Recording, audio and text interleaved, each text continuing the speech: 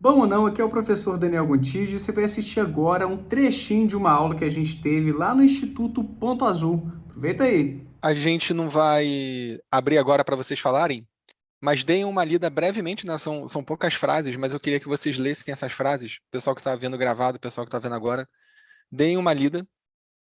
E aí anotem em algum lugar qual é a frase dessas que vocês acham que é verdadeira.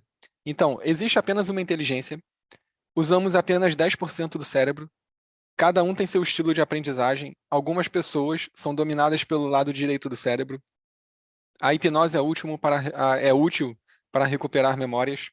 Diagnósticos rotulam e fazem mais mal do que bem. Abuso sexual causa transtornos psicológicos na idade adulta. E, por último, vacinas são, em geral, 100% eficazes. Queria que vocês anotassem e aí, no final, a gente discute, se alguém quiser, né? Cada um desses itens aí. Mas anotem o que vocês acham que é verdade. Eu Já tô falando podem ir para jogando aqui no chat também, né? Só pra gente e ir dando uma olhadinha. E eu tô falando para vocês fazerem isso agora, porque o próximo slide tem a resposta. Então, se Ah, vocês se vocês deixarem para responder depois, aí já vão ter o spoiler. Então, ó, um, dois, três e vamos lá. spoiler. A primeira é a certa. Então, assim, eu não vou discutir agora na aula cada um desses itens. Aí, como eu falei, a gente pode discutir no final na parte de pergunta. Mas é só para vocês verem. Eu imagino que muita gente ficou em dúvida entre alguns itens aí que parecem mais ou menos verdadeiros. Mas isso é para vocês verem como que a crença em conhecimentos falsos, digamos assim, o que pode ser uma contradição, né, um conhecimento falso, mas assim, a crença em coisas que não são verdadeiras, mas parecem, é bem prevalente. Mesmo a gente que trabalha com conhecimento o tempo todo, a gente está sujeito a cair nisso. Eu imagino que muita gente aí que está assistindo lê, faz os outros cursos do Daniel, já viu lives e faz outros cursos, e, enfim, são pessoas que estudam, mas são pessoas que também estão sujeitas a cair nesses mitos aí. Isso porque eu só coloquei assuntos aqui em geral relacionados à psicologia, né? Os mitos, eles perpassam todas as áreas. Alguém deve estar chateado falando assim, cara, mas não tem as inteligências múltiplas, Felipe? É, Como assim? Famosa teoria das inteligências múltiplas. Você vai falar sobre isso depois? Não. não, não, era só aquilo mesmo, mas se tu quiser eu dou uma palhinha. Ou Pode, tu eu acho que prefere é no final? legal. Pode? Então, essa parte das inteligências múltiplas é interessante porque, assim, em geral, eu vou falar disso mais à frente, mas vocês também já devem ter visto em outras aulas isso que eu vou falar. Em geral, as pseudociências são muito intuitivas. Então, a gente ouve aquele negócio e pensa assim, pô, mas isso só pode ser verdade porque se encaixa muito na minha experiência cotidiana. E a teoria ou o modelo das múltiplas inteligências é uma dessas coisas.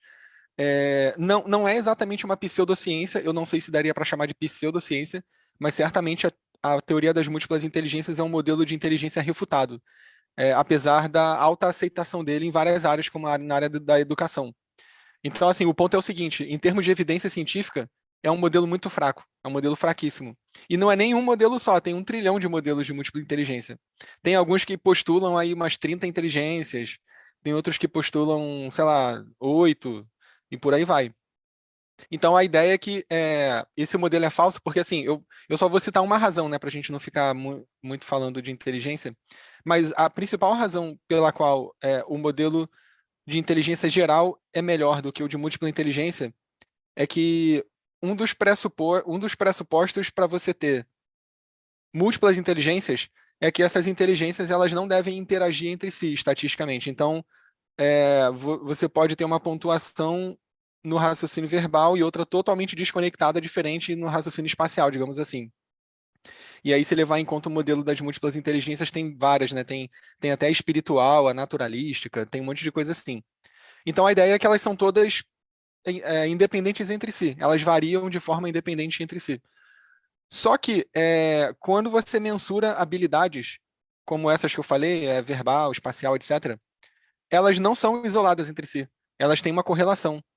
Então, assim, se elas têm uma correlação que não é desprezível, isso significa que elas covariam. Então, isso já é um pressuposto que vai contra a um postulado básico do modelo de múltiplas inteligências.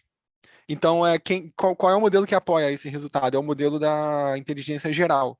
E aí também tem mais de um modelo, mas eles diferem entre si em detalhes.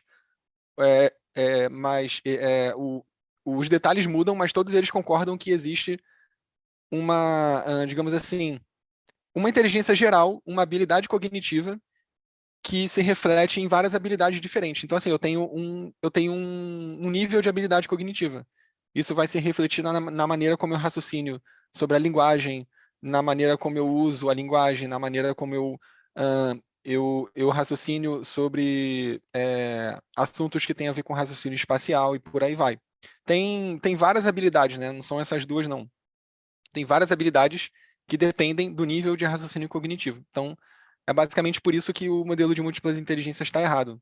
E eu falo, assim, em ciência é muito raro a gente chegar e falar taxativamente assim, não, isso está errado, é falso. Por quê? Porque, sei lá, às vezes está mais ou menos certo, está errado por uma coisinha, assim, aí, sei lá, às vezes não é bem estudado, tem que ver o que as evidências falam. Mas eu digo aqui taxativamente, o modelo de múltiplas inteligências, ele não é corroborado cientificamente. Eu digo isso taxativamente, porque é o que os estudos mostram.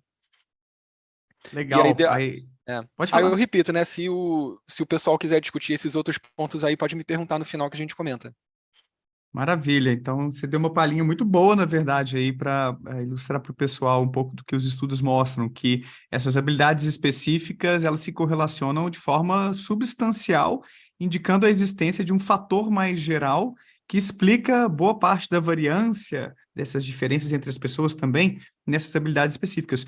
Não é que você sempre vai ter o mesmo desempenho em comparação com outras pessoas na matemática, no raciocínio verbal, espacial e por aí vai, né? Assim, não que o seu desempenho vai ser idêntico em todas essas habilidades específicas, vai ter variações ali, mas Sim, não é de forma tão robusta essa diferença entre essas habilidades específicas a ponto de serem habilidades independentes, né, Felipe? Que seriam sim. desses pressupostos importantes desses modelos de inteligências múltiplas. Essa variação é pequena e existiria, então, esse fator G, né, a inteligência geral por trás, conforme vários tipos de análises vêm demonstrando desde os primórdios quase da psicologia, né, cara? Ao É longo muito do século antigo. passado, isso foi muito bem documentado e é isso que a gente encontra hoje em dia ainda, né? O primeiro que mensurou isso, para você ter noção, foi o primo do Darwin, o Francis Galton. Então, assim, É em mesmo. 1800 e varada. Então, assim, para você ver como que é uma coisa que já se sabe há muito tempo. Ah, legal. Mas claro que aí ao longo do século XX foi analisado com mais robustez, né? Mas é uma coisa que mais ou menos se sabe desde o século XIX. Maravilha. Só um OBS. Tem dois casos em que a inteligência ela parece não ser exatamente a estrutura esperada da inteligência geral. São casos de psicopatologia, como por exemplo, sei lá, dificuldades de aprendizagem, coisas assim, e casos de superdotação e altas habilidades. Parece que a estrutura da inteligência de pessoas que têm superdotação é diferente. É, Tem algumas habilidades específicas que elas saltam muito à frente das outras habilidades. Então aí você acaba criando uma estrutura estatística ali da inteligência que não é exatamente essa do fator G, porque as correlações passam a ser menores entre as habilidades. Mas isso é exceção, né? São esses casos em que tem alguma coisa especial com os indivíduos, não é o que corresponde à média da população. Ó, para assistir essa aula aí completa e ainda participar de vários cursos e clubes do livro com a gente, seja membro do Instituto Ponto Azul, clicando no link aí embaixo ou que está aparecendo aí em cima. A gente se vê!